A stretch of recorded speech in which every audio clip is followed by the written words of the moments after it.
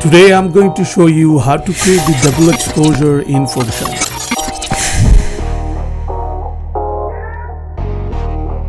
With the quick selection tool, let's remove the background color and refine the selection area. Once done, let's add a vector mask. Make sure we have a clean selection. Any extra layer, you can just delete it.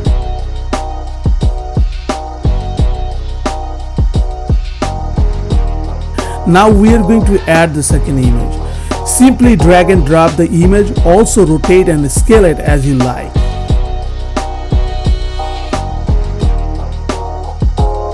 Let's add the background color, and that should match with the second image.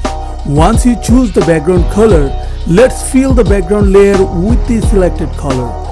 Now simply select the image layer and set the layer blend mode as screen.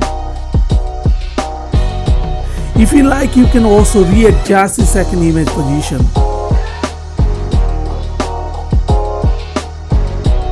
We'll use the soft brush tool to blend the image with the background color. Let's select the mask layer and simply paint over the image mask layer with the black color to remove any extras.